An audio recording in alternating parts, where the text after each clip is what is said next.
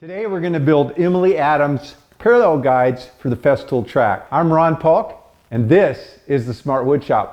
If you want to get yourself a set of plans to build one of my workbenches or the Smart Woodshop, you can click on the link in the description of this video down below. Also, we have a store there with some affiliate links, including Amazon. If you use those links, they'll share a little bit with us, which helps support the channel. There are going to be no plans. You're going to have to watch the video and make it for yourself, but it's not difficult. The block is made from 3/4 inch or 18 millimeter plywood, and it is 4 by 4.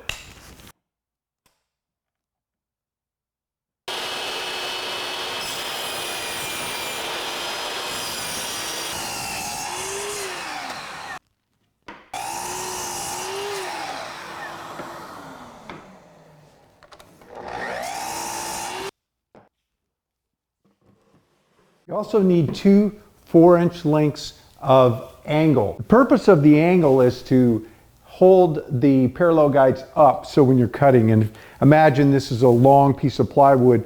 When you put this on, it rests on there and holds it up. Without that, then you would be depending on just the tape measure to hold it up. The angle is the same as the block, so I don't need to change the stop. I set up the angle so that it was away from the block, and the adjustable nuts were in between, so I had 2 of them. I'm going to change this and make it a lot simpler. Drill some holes into this and just screw this right on. To create that calibration now is I am going to mount a 1/4-20 hex head bolt in the middle of this. So I'll drill a hole through the middle. It'll go through into the block, and what I'm going to use is a 1/4-20 internal thread, and this is a threaded insert, and this will, I'll drill a hole into the block, and it'll go a little bit deeper so the bolt itself can go past the threaded insert. And then I'm going to put a nut, and I'm going to use a lock nut. Loosen the nut, move the bolt in and out, then tighten the nut back down, because I don't want the bolt to be able to move at all without me taking a wrench and unlocking it. The contact point for the measurement will be just this one, the head of the hex head bolt. So no need to bother with having 2 bolts that then you've got to undo 2 nuts and move it back and forth. My angle is about a 1 inch by 1 inch. After cutting the 4 by 4 blocks, the first thing I want to do is drill and insert the threaded insert right in the middle of the front edge or the leading edge of the block. Before I drill my blocks, I'll test fit by just taking a piece of scrap.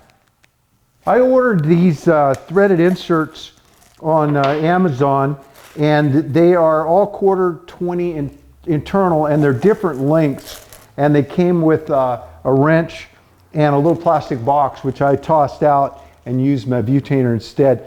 I'll make sure that these are in my store as well. I didn't set an exact depth. I just went plenty deep enough that the bolt will have room to go down without bottoming out. Before I mount the angles on the block, I want to drill a hole in the center of the angle that is larger than the threaded 1/4-20, because I want it to be able to go through. Remember that the angle is mounting at the very top, so you don't want to measure down from the inside. You want to measure down from the very top down to get the center point. To mount the angle to the block, I am just using a couple of little 1/2-inch wood screws. They're washer head screws, but any wood screw will work. You just don't want it to be a bugle head. You want it to be flat on the bottom so that it will, so you don't have to do a countersink or anything. And I'm just eyeballing where to put them, pre-drilling, holding it, the top of the block and the top of the flange down on my workbench surface so that I can push down and make sure they're flush.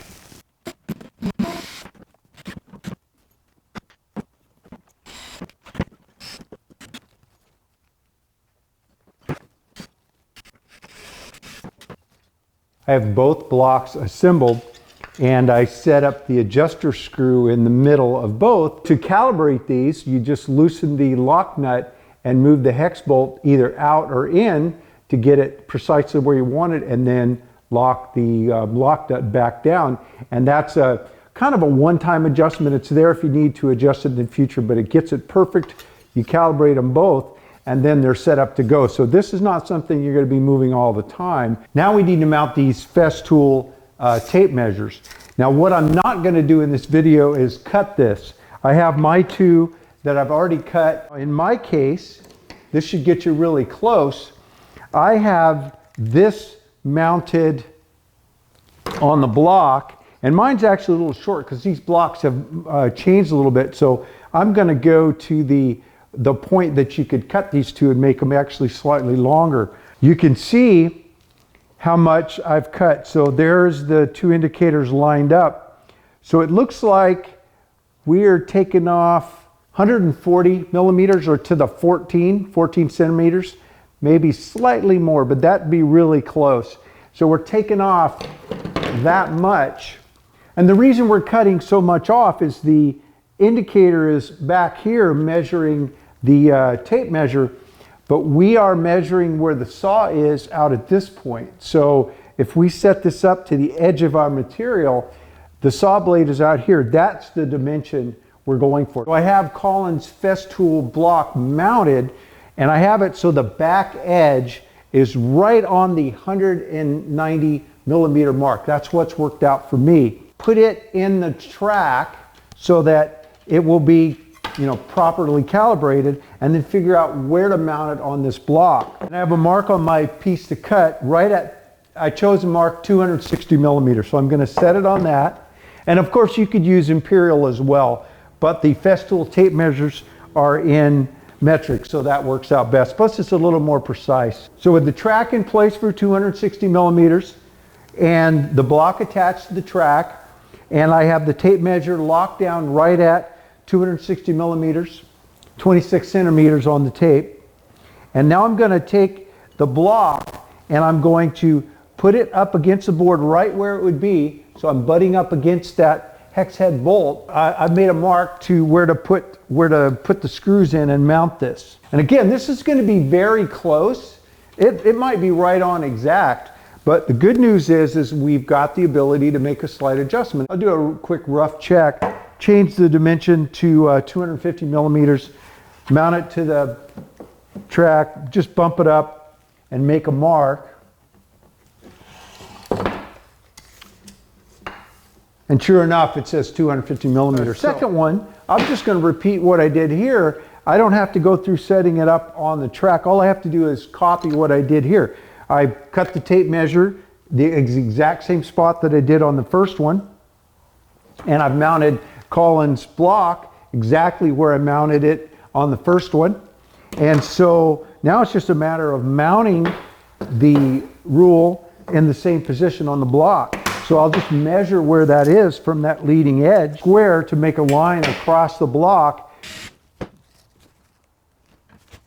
Now that they're all assembled, let's do a test cut to see how accurate they are. First cut is close but not perfect. This side was perfect.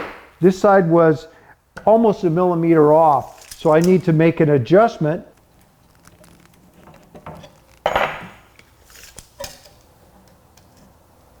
Now the second test cut, and this time I'll use the dust bag.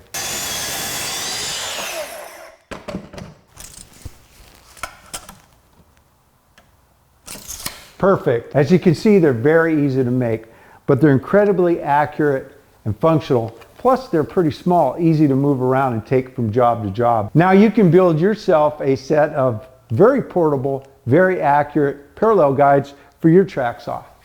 In the description down below, I'll put Colin's email address so you can order a set of these blocks, and I'll also put a link for the Festool Circle Guide. Hey, if you like this video, be sure to give me a thumbs up and subscribe. And remember, when you subscribe, ring that bell so you'll know when I drop a new video. Thanks for dropping into the Smart Wood Shop. Stay safe and have a great day.